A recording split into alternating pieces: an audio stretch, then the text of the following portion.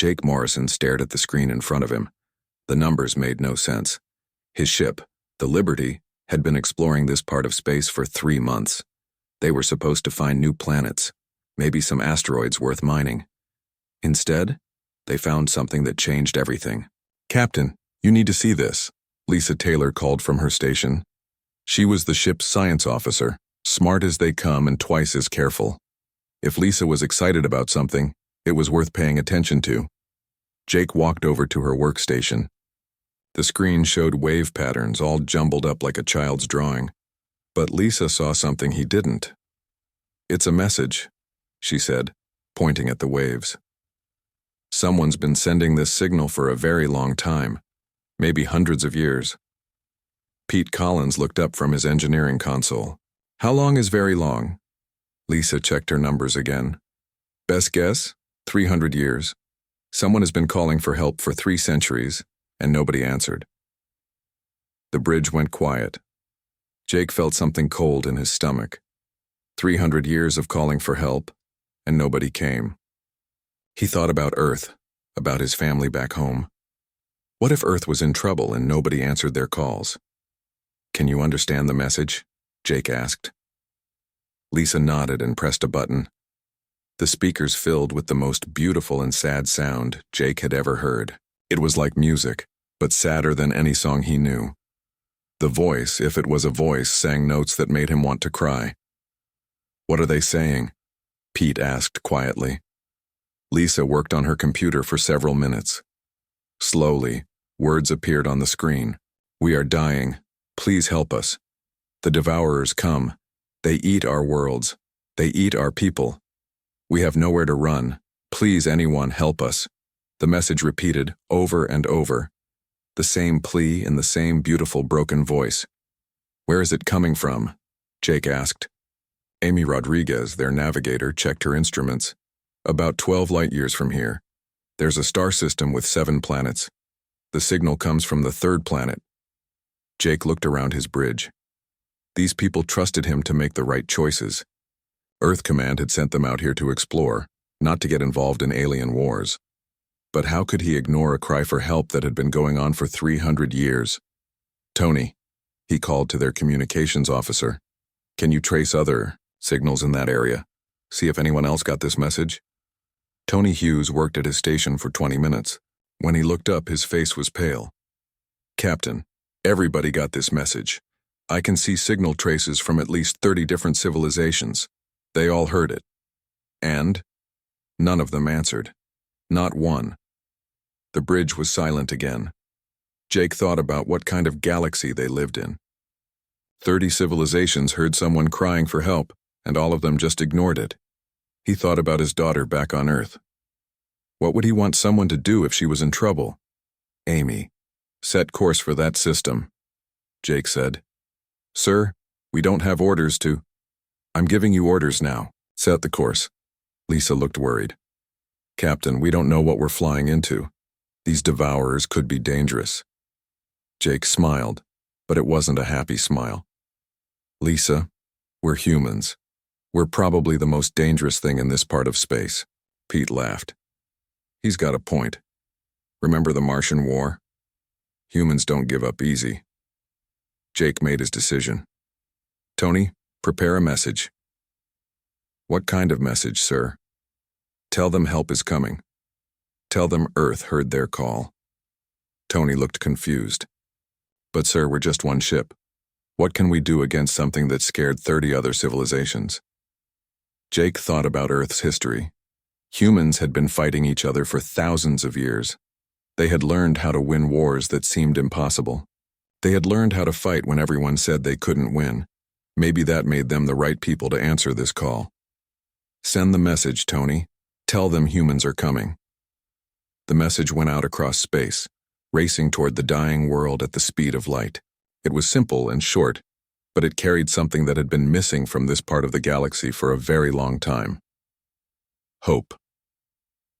As the Liberty changed course, Jake called his crew together. He told them what they were doing and why. He told them they might be flying into danger. He told them they could die. Not one person asked to go home. Lisa worked on understanding more of the alien language. The beings called themselves Kelvari. They were peaceful people who talked to each other through music. They had never hurt anyone. They had never even built weapons. Pete studied their technology. The Kelvari were smart, maybe smarter than humans in some ways. But all their science was about building, growing, and healing. None of it was about fighting. Amy calculated how long it would take to reach the Kelvari system. At full speed, they could be there in 2 weeks. The question was whether the Kelvari would still be alive when they arrived. Tony kept listening to the signals from that part of space. The Kelvari messages were getting weaker. Sometimes they stopped for hours at a time. Either their equipment was breaking down, or they were running out of people to send messages. Jake sent another signal to Earth Command. He told them what the Liberty had found. He told them that humans might be the only hope for an entire alien race. He asked for backup, for warships, for anything Earth could send. The answer came back 3 days later. Earth was sending ships, big ships with big guns and soldiers who knew how to use them. Admiral Susan Grant herself was coming with the fleet. But Jake knew they might not arrive in time. The Liberty would get to the Kelvari system first. They would have to hold on until help arrived. As they flew through space toward an unknown enemy, Jake thought about what they were doing. Humans had just announced themselves to the galaxy by answering a call for help that everyone else ignored. Whatever happened next, the galaxy would never be the same. The Liberty raced through the darkness carrying humanity's first message to the stars. When someone calls for help, humans come running. The first Earth warship appeared like thunder in the darkness. The battleship Vengeance dropped out of faster-than-light travel with 12 smaller ships around it, like hunting wolves. Jake Morrison had never been so happy to see another human ship in his life. Liberty, this is Captain Danny Ross of the Vengeance. Looks like you started the party without us. Jake laughed, the first time he had smiled in 3 days. Good to see you, Danny. Hope you brought enough firepower. Take a look for yourself. The Vengeance was twice the size of any ship Jake had ever seen. Its hull was covered with weapons, missile launchers, energy cannons, and things he couldn't even identify. The smaller ships around it looked just as dangerous. But what really caught Jake's attention were the transport ships behind the warships. They were full of soldiers, and from what he could see on his screens, these soldiers were not normal people. Danny, what kind of Marines did you bring? The kind that volunteer for impossible missions, Danny replied. Colonel Mike Patterson's assault teams. They heard about the Kelvari situation and demanded to come. Half of them have been fighting aliens for years in classified missions. The other half just like a good fight? Jake watched as the Marine transports moved toward the Kelvari refugee ships. The soldiers inside wore armor that made them look like mechanical monsters. Their weapons were bigger than some of the Liberty's ship cannons. Dr. Carter had been talking with the Kelvari, trying to explain what was about to happen. The musical beings were confused and frightened by the human soldiers. They had never seen anything like them. Captain Morrison, Hope Singer's translated voice came through the speakers. Your warriors look like the Devourers. Are you certain they are here to help us? Jake understood their fear. The human Marines did look terrifying, but he had served with soldiers like these before. Under all that armor and weapons, they were good people who had volunteered to fight for strangers. Hope Singer, humans learned long ago that sometimes you need monsters to fight monsters. Our soldiers look scary because that's their job, but they're here to protect you. The first meeting between Kelvari and human Marines happened on one of the refugee ships. Sergeant Kelly Adams took off her helmet when she met the crystal beings, showing her human face. She spoke quietly and moved slowly, trying not to frighten them. The Kelvari sang a soft, worried song. Dr. Carter translated. They ask if you are warriors or predators. Kelly thought for a moment, then answered, We're both. We hunt things that hurt innocent people. The answer seemed to comfort the Kelvari. They had been hunted by predators for so long that the idea of friendly predators gave them hope. Major Chris Thompson's intelligence team studied everything the Kelvari knew about the Devourers. Dr. Jennifer Lane, who specialized in fighting hostile alien life, worked with samples of Devourer tissue that the Kelvari had collected. What they found was disturbing.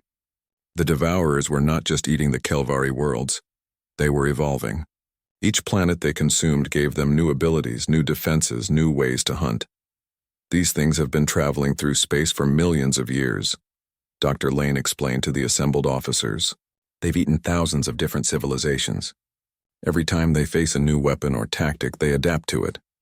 Colonel Patterson listened to the briefing with growing interest. So they've seen every kind of warfare in the galaxy? Everything except human warfare, Dr. Lane said. Humans are new to space. These creatures have never fought us before. Patterson smiled, and several Kelvari moved away from him. Even without armor, human soldiers could look dangerous when they were thinking about combat. Then they're in for some surprises, Patterson said. Humans don't fight like anyone else in the galaxy. The battle plan was simple and brutal. The Vengeance and its escort ships would attack the Devourer fleet directly, drawing their attention. Meanwhile, marine assault teams would land on the partially consumed Kelvari homeworld and plant explosives in the Devourer feeding structures. It was not a plan that any other civilization would have tried. Most species saw the Devourers as unstoppable forces of nature. Humans saw them as problems to be solved with sufficient violence. The attack began at dawn, Kelvari time. The Vengeance opened fire with weapons that lit up the entire star system. Railguns shot metal slugs at nearly the speed of light.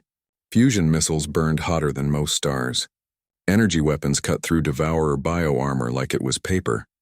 The Devourers had never faced anything like it. They were used to civilizations that fought with honor, following rules about what weapons were acceptable. Humans followed only one rule: whatever works. Captain Ross didn't just attack the Devourer ships, he attacked their feeding structures on the planet's surface, their communication networks, even their waste disposal systems. Nothing was off limits if it helped win the fight. The human destroyers moved in perfect formation, their tactics learned from generations of humans fighting each other. Commander Larry Hughes led the destroyer squadron Night Hunters in coordinated strikes that confused and isolated the Devourer ships. But the most shocking part of the battle was happening on the planet's surface. Colonel Patterson's Marines had landed in drop pods that crashed through Devourer biostructures like meteorites. The soldiers fought with weapons that other civilizations would consider too dangerous to use. Lieutenant Nancy Bell's engineering teams had turned mining explosives into ship killers. When conventional weapons weren't enough, they improvised. Devourer biostructures burned under human-made napalm. Devourer communication nodes were destroyed by viruses that Dr. Martinez had designed specifically to poison their systems. The Kelvari watched in amazement and horror as the human soldiers fought. These beings moved through environments that would kill most life forms. They used weapons that were as dangerous to themselves as to their enemies. They fought for hours without rest, sustained by stimulants and determination. How do they do it? Hope Singer asked Dr. Carter. How do they fight so well? Dr. Carter watched as a squad of Marines destroyed a Devourer feeding station with explosives they had made from ship supplies. They've been practicing, she said simply. Humans have been fighting each other for thousands of years. We got very good at it, but the Devourers were adapting. They had never faced weapons like the humans used, but they were learning quickly. Their bioarmor was growing thicker. Their movement patterns were changing to avoid human tactics. The battle was far from over. The humans had surprised the Devourers with their violence and creativity, but these creatures had survived for millions of years by adapting to new threats. They would not be defeated easily.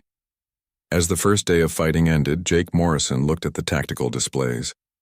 The humans had hurt the Devourers badly, but there were still dozens of the creatures left.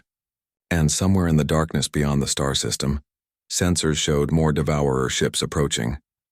The real battle was just beginning. The battle had been going for 6 days. Jake Morrison had not slept more than 2 hours at a time. Around him, the Liberty's bridge crew worked with the focused determination of people who knew they were fighting for something bigger than themselves. The Devourers were learning. Each day they adapted to human tactics a little more. Their bioarmor grew thicker where human weapons had hurt them. They changed their movement patterns to avoid the coordinated attacks that had worked so well at first. But humans were learning too, and they learned faster. Commander Larry Hughes had turned his destroyer squadron into something no military academy had ever taught. His ships moved like a pack of wolves, attacking weak Devourers and running before the stronger ones could respond. When the creatures adapted to that tactic, Hughes changed his approach entirely. "New plan," he announced to his squadron. "We're going to act like we're retreating, then circle back and hit them from behind." It was a plan that would have been considered cowardly by most civilizations. Humans called it effective.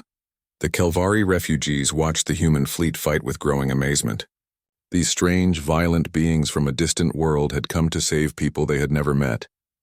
But the way they fought was unlike anything the peaceful Kelvari could understand. Lieutenant Nancy Bell's engineering teams had given up on following safety regulations entirely. When they ran out of standard explosives, they started making new ones from ship supplies. When those weren't powerful enough, they began creating weapons that were technically illegal under Earth military law. "Are you sure this will work?" asked Private Bobby Garcia, who had somehow become part of an explosives team despite being the ship's cook. "Nope," Bell replied, connecting wires to a device that looked like it belonged in a mad scientist's laboratory. "But if it doesn't work, we'll probably be too dead to care." Medical Officer Frank Martinez had stopped trying to treat human soldiers according to standard procedures. Instead, he developed stimulants that let Marines fight for days without rest, painkillers that worked through armor systems, and healing compounds that could be administered during combat.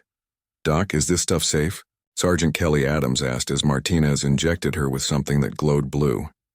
"Define safe," Martinez replied. "It won't kill you faster than the Devourers will." It was this approach to warfare that confused the Devourers most. Every other civilization they had fought followed predictable patterns. They had rules about what weapons were acceptable, what tactics were honorable, what risks were reasonable. Humans seemed to have no rules except winning. Dr. Jennifer Lane had been studying captured Devourer tissue for 6 days. What she found led to the most dangerous plan yet attempted. "I can poison them," she announced to the assembled officers. "I've created a biological agent that specifically targets their biomechanical systems. But it has to be delivered directly into their main feeding chambers." Colonel Patterson understood immediately. "You're talking about a suicide mission." "Not necessarily," Dr. Lane said. "But whoever delivers this weapon will have to get very close to a Devourer ship. Close enough to inject the poison directly into their biological systems." Jake Morrison studied the plan. It was insane, dangerous, and probably impossible. It was also their best chance to stop the creatures before reinforcements arrived. "I'll do it," he said. "Sir, you're needed here," Dr. Carter protested. "The Liberty is the fastest ship we have. If anyone can get close enough to a Devourer and get away, it's us." The plan they developed was simple and terrifying. The Liberty would pretend to be damaged and drifting. When a Devourer ship came to consume it, the human ship would inject Dr. Lane's biological weapon directly into the creature's feeding systems. The Kelvari were horrified when they learned about the plan. Hope Singer's musical voice carried notes of deep sadness when she spoke to Jake. "Why do your people risk themselves for us? We are strangers to you. You could leave and be safe." Jake thought about how to explain.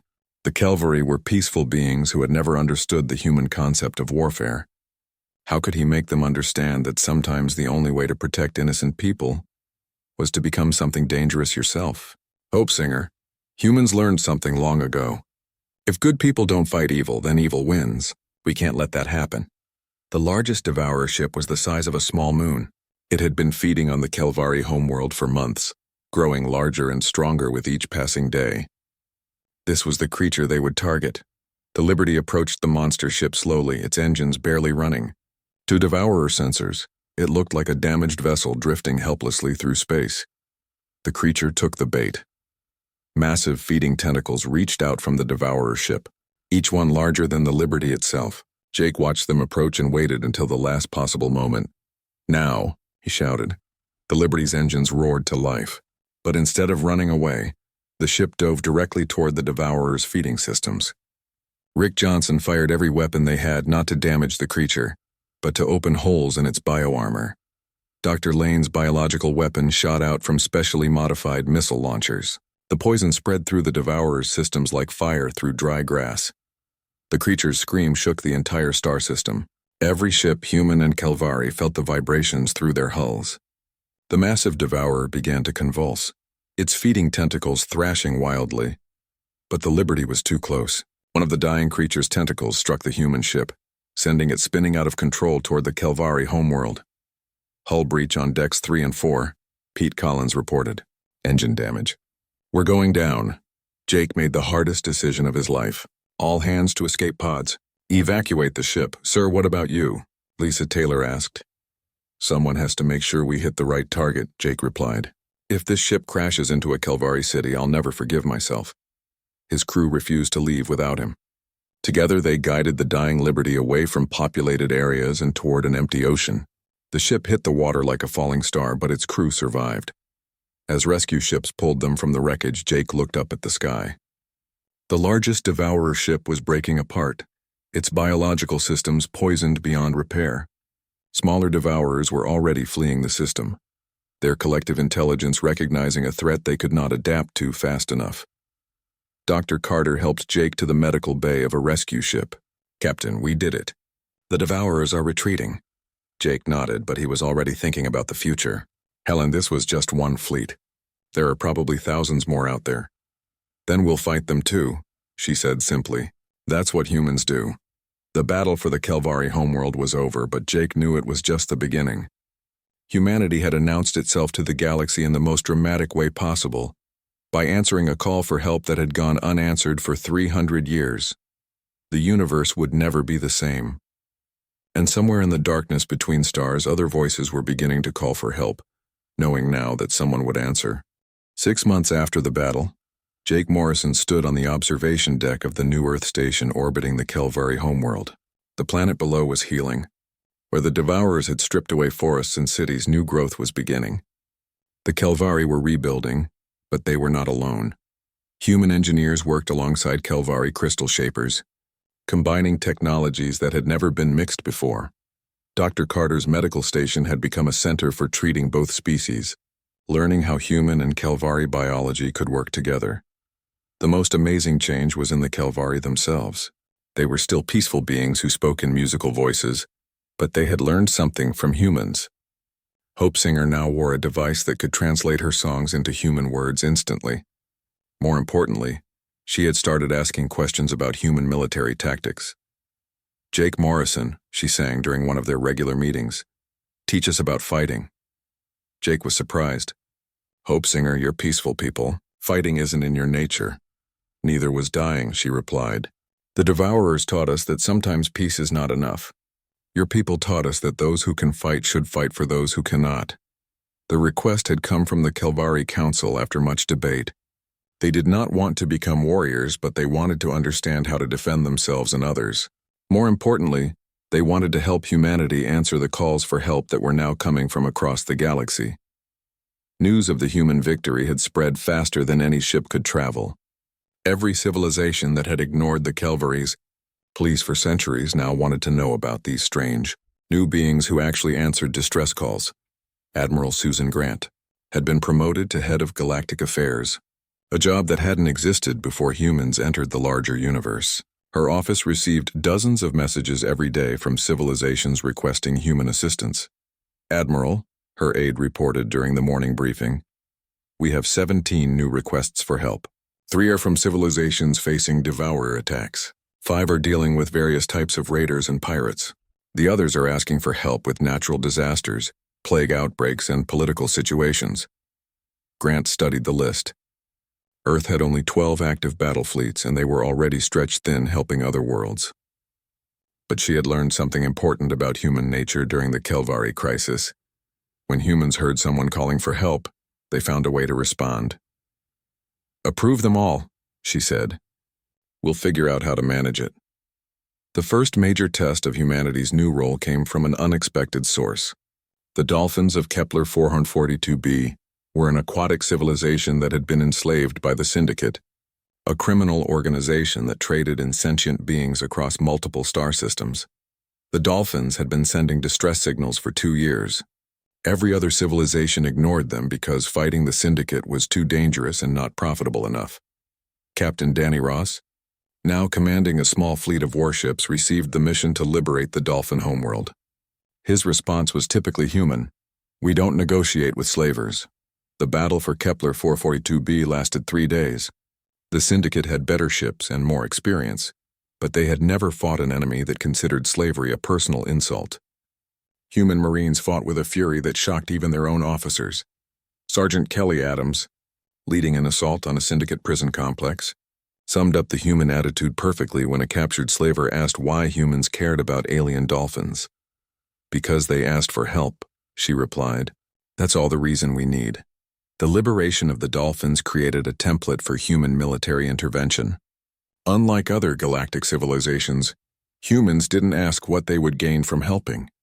They only asked if the cause was just and if they could make a difference. This approach confused and frightened many established powers in the galaxy. The hegemony, a collection of ancient civilizations that had ruled their section of space for millennia, sent ambassadors to Earth demanding explanations. "Your species is disrupting the natural order," Ambassador Zex Prime told Admiral Grant during a tense meeting. "For millions of years, the galaxy has operated on principles of non-interference and mutual benefit. You cannot simply help everyone who asks." Grant's response became famous across human space. "Watch us." The philosophical impact of human intervention was as important as the military victories. For the first time in galactic history, a spacefaring civilization was actively seeking out ways to help others, regardless of the cost or benefit to themselves. Dr. Carter, now running a multi-species medical research station, found herself studying not just alien biology, but alien psychology. What she discovered changed how humans understood their place in the universe. Most civilizations develop space, travel to expand their own territory or find new resources, she explained in a report to Earth Command. They see other species as competitors or obstacles.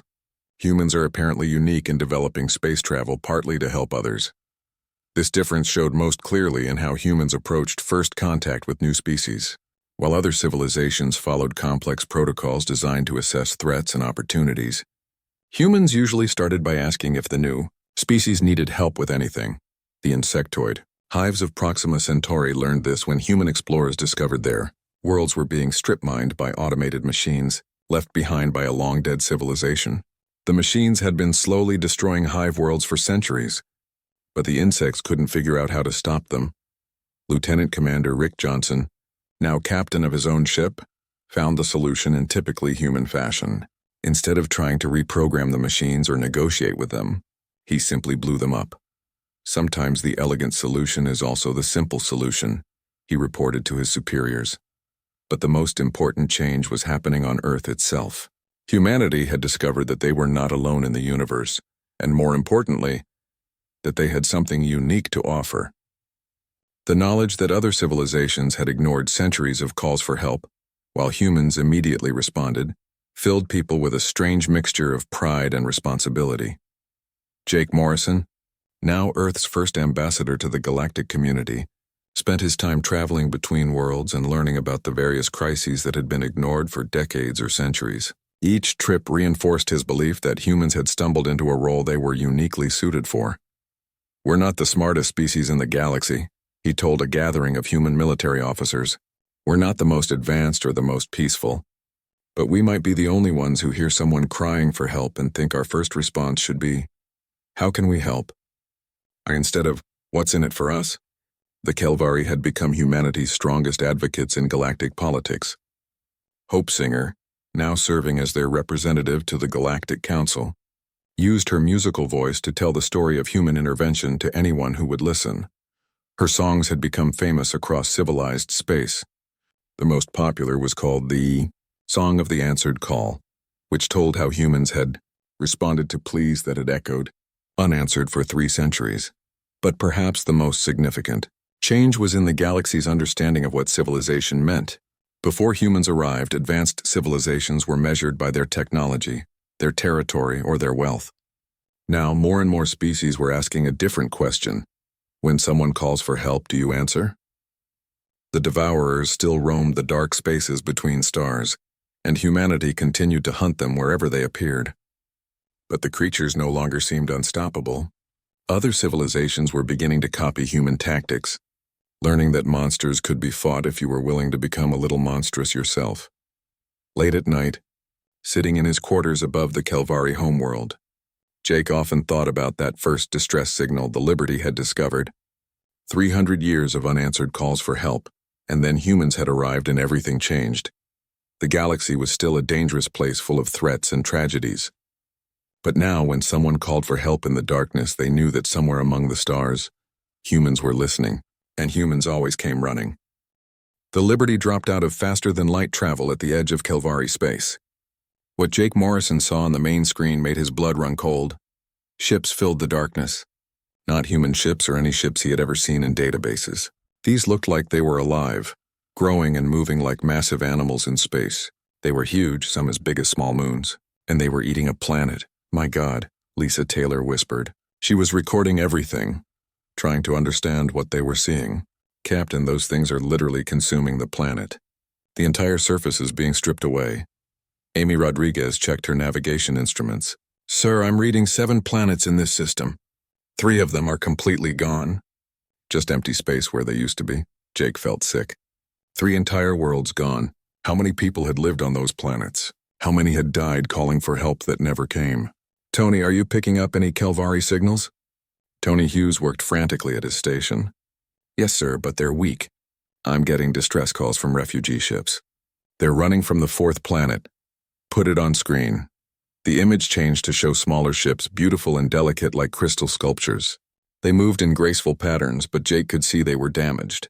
Some were barely flying. Those are Kelvari ships, Lisa said. They're evacuating their people.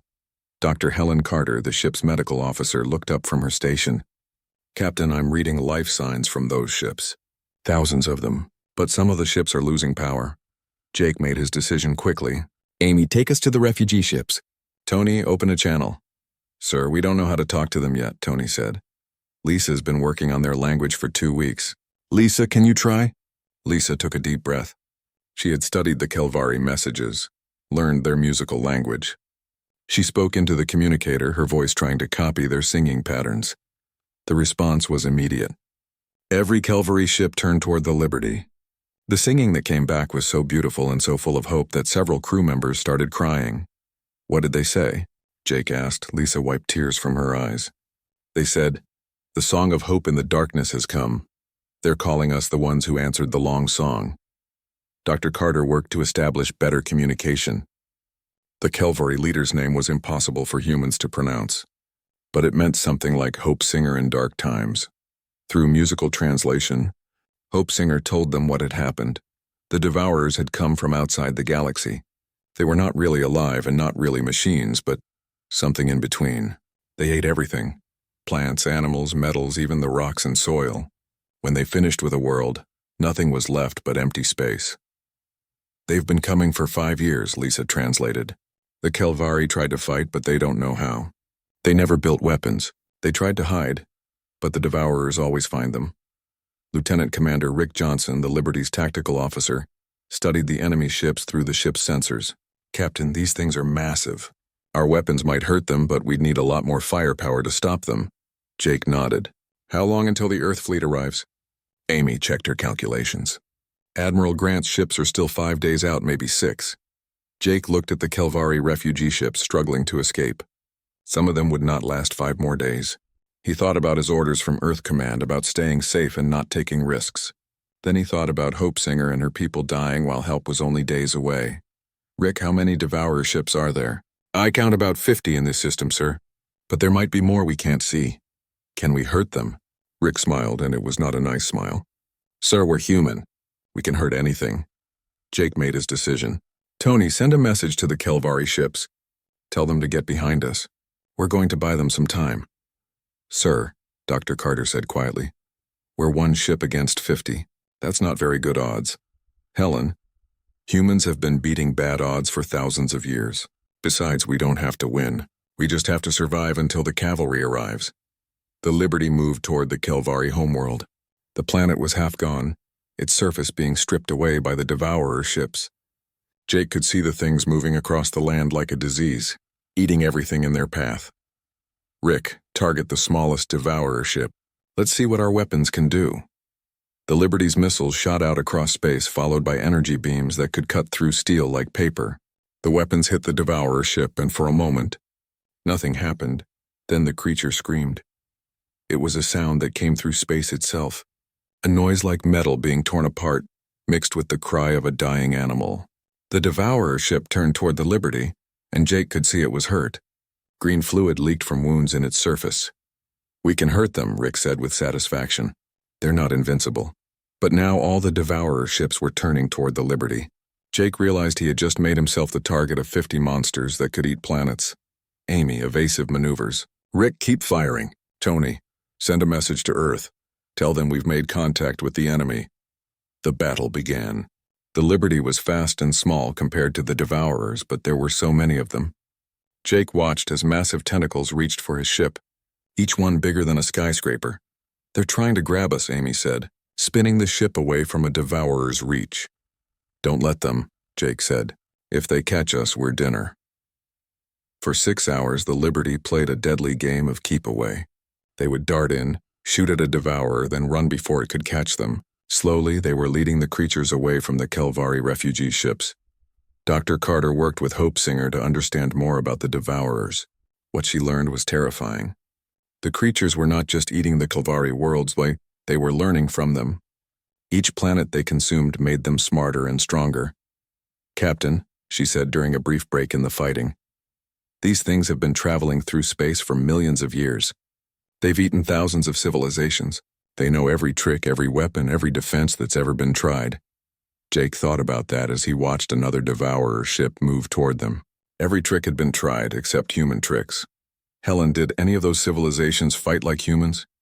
"What do you mean?" "Did any of them fight dirty? Did any of them cheat, lie, or break the rules to win?" Dr. Carter looked confused. "I don't think so. Most civilizations follow some kind of honor code in war." Jake smiled. "Then these things have never fought humans before. We don't have an honor code. We have one rule: win." As if to prove his point, the Liberty suddenly stopped running and turned directly toward the largest Devourer ship. Rick fired every weapon they had, not at the creature's armored front but at what looked like sensor organs along its sides. The Devourer, blinded and confused, crashed into 2 of its companions. Jake had just taught them something new. Humans don't fight fair, and sometimes that makes all the difference.